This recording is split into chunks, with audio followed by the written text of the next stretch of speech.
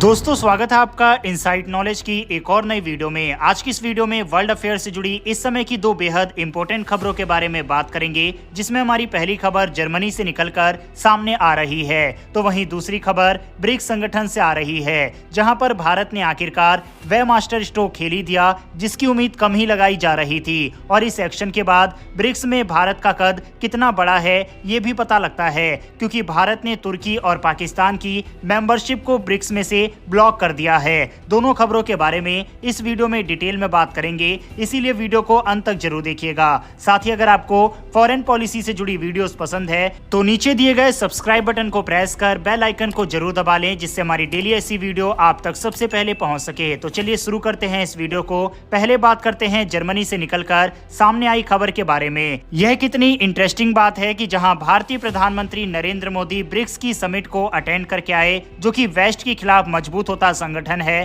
तो वहीं BRICS summit के आने के कुछ ही घंटों के बाद जर्मनी के चांसलर भारत दौरे पर आए हैं, जो कि भारत की कूटनीति की ताकत को दिखाता है कि किस तरह से भारत ब्रिक्स देशों को साथ ही वेस्टर्न देशों को भी मैनेज करके चल रहा है। जर्मनी के चांसलर ओलेफ गुरुवार को भारत के 3 दिवसीय दौरे पर आए हैं। ये दौरा कई लिहाज से बेहद ज्यादा इंपॉर्टेंट है। हाल ही में जर्मनी की तरफ से ये स्टेटमेंट सामने आया था कि हमारी पूरी कोशिश है कि भारत की डिपेंडेंसी जो रूस के ऊपर है डिफेंस के क्षेत्र में, उसको हम कम करें और रूस को हम रिप्लेस कर दे। हालांकि ये काम इतना आसान नहीं है। रूस अभी भी भारत के डिफेंस सेक्टर में 50% से ज्यादा हिस्सेदारी रखता है और भारत 50% से ज्यादा हथियार रूस से ही लेता है। वैसे रूस से भारत को दूर करने की कोशिश अमेरिका की तरफ से भी की गई थी, लेकिन उसमें वह भी सफल नहीं हुआ था। लेकिन जर्मनी की तरफ से बड़े स्टेप उठाए जा रहे हैं। हाल ही में जर्मनी की तरफ से भारत को स्पेशल स्टेटस दिया गया और पूरी दुनिया में बहुत गिने चुने देश हैं जिनको जर्मनी ने ये खास स्टेटस दिया हुआ है। इसके तहत जर्मनी भारत को अपनी क्रिटिकल तकनीक और महत्वपूर्ण हथियार, जो कि किसी भी देश के साथ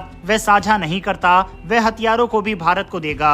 इसके अलावा इस दौरे में जर्मनी के चांसलर ये उम्मीद कर रहे हैं कि भारत के साथ एक मिलिट्री लॉजिस्टिक पैक्ट भी साइन हो जाए। इस तरह के मिलिट्री पैक्ट भारत ने कई देशों के साथ साइन कर रखे हैं, जिसमें अमेरिका भी शामिल है। इस पैक्ट में बेसिकली जहाजों की मरम्मत, रिफ्यूलिंग और रुकने की इजाजत मिल जाती है। अगर ये पैक्ट साइन हो जाता है तो कोई भी जर्मनी का जहाज अगर इस रीजन में आता है और उसको रिफ्यूलिंग की जरूरत होती है, या फिर उसमें कोई भी खराबी आती है, या फिर उसको रुकने की जरूरत पड़ती है, तो वह भारत के यहाँ अपने जहाज को खड़ा कर पाएगा। इस तरह के पैक्ट दो देशों के बीच संबंध कितने गहरे हैं ये दिखाता है, क्योंकि हर किसी देश में अपने मिलिट्री के जहाजों को कोई भी डॉक नहीं करता। लेकिन अगर आप ये सोच रहे हैं कि जर्मनी इतना मेहरबान भारत के ऊपर क्यों हो रहा है, तो इसके पीछे कई बड़े कारण है। सबसे पहले यह है कि अगर जर्मनी को इंडो पैसिफिक का एक्सेस चाहिए, जिसमें वेस्टर्न देश काफी ज्यादा इंटरेस्ट दिखा रहे हैं, इसमें फ्रांस, ब्रिटेन, अमेरिका की पकड़ बाकी वेस्टर्न देशों से काफी ज्यादा है। ऐसे में इस रीजन में अगर जर्मनी को अपनी प्रेजेंस को बढ़ाना है तो उसे भारत की जरूरत होगी, और बिना भारत के वो ऐसा नहीं कर पाएगा। इसके अलावा सबसे इम्पोर्टेंट कि भारत और जर्मनी के बीच सबमरीन डील साइन होने वाली है, और ये इतिहास की सबसे बड़ी डील में से एक होगी, जिसकी लागत 40,000 करोड़ रुपए से भी ऊपर की जाने वाली है। यही कारण है कि जर्मनी के चांसलर भारत में मौजूद है। यही वजह है कि इस तरह का स्पेशल स्टेटस भारत को जर्मनी की तरफ से दिया जा रहा है। हालांकि ये दोनों देशों के लिए एक तरह से विन विन सिचुएशन है, क्योंकि जहां भारत एक्सेस प्रोवाइड करेगा जर्मनी को इस रीजन में और भारत के साथ ट्रेड वगैरह करके मोटा पैसा जर्मनी बनाएगा, तो वहीं दूसरी तरफ भारत को इम्पोर्टेंट तकनीक और हथियार जर्मनी से मिलेंगे। और इसमें सबसे इम्पोर्टेंट AIP तकनीक है, जो कि भारत कई सालों से अपनी सबमरीन में चाहता है, और यह AIP तकनीक जर्मनी भारत को देने के लिए तैयार भी है, जो कि इस सबमरीन डील का मेन हिस्सा रहेगी। वहीं भारत के साथ मजबूत होते इन संबंधों को देखते हुए जर्मनी ने यूरोपियन यूनियन को यह भी कहा है कि हमें जल्द से जल्द भारत के साथ FTA यानी कि फ्री ट्रेड एग्रीमेंट को साइन करना चाहिए और कोई शॉर्टकट अपनाना चाहिए, जिससे ये डील भारत के साथ जल्द से जल्द साइन किया जा सके। हालांकि सबमरीन डील के लिए स्पेन भी एक बड़ा कंटेंडर है और उसने भी भारत को काफी इंटरेस्टेड ऑफर दिए हुए हैं, लेकिन जल्द ही भारत की तरफ से इस डील को फाइनलाइज किया जाएगा। वहीं इस दौरे में इसको लेकर जरूर बात होगी, और ऐसा भी हो सकता है कि इस $5.8 बिलियन की मेगा डील को लेकर कोई बड़ी खबर भी सामने आ जाए। जर्मनी का भारत से काफी बेनिफिट है और जर्मनी का भारत सबसे बड़ा ट्रेडिंग पार्टनर भी है, इसलिए काफी आकर्षक ऑफर जर्मनी की तरफ से भारत को दिए जा रहे हैं। बहरहाल जर्मनी और भारत के रिलेशन को लेकर आ रही इस खबर के बारे में अपनी राय कमेंट बॉक्स में लिखकर बताइएगा। बढ़ते हमारी अगली खबर की तरफ, जो कि ब्रिक्स समिट से आ रही है। दरअसल ब्रिक्स समिट के दौरान हम इस चीज की उम्मीद जता रहे थे कि जिस तरह से तुर्की और पाकिस्तान ने ब्रिक्स समिट में शामिल होने के लिए रिक्वेस्ट भेजी है, तो हो सकता है भारत इसमें इन देशों के सामने बड़ा रोड़ा बन जाए। अब भारत ने वैसा ही किया है। सभी एक्सपर्ट ये तो उम्मीद कर रहे थे कि भारत पाकिस्तान की मेंबरशिप को ब्रिक्स के अंदर जरूर ब्लॉक करेगा, लेकिन तुर्की के साथ भी भारत ऐसा करेगा ये उम्मीद किसी ने नहीं लगाई थी, क्योंकि ऐसी खबर सामने आ रही थी कि जिस तरह से तुर्की ने अब कश्मीर का राग अलापना बंद कर दिया और 2019 के बाद पहली बार इस बार यूनाइटेड नेशन के अंदर कश्मीर के मामले में एक शब्द भी नहीं बोला। साथ ही कई बार भारत की यूनाइटेड नेशन के अंदर परमानेंट सीट की भी वकालत कर चुका है।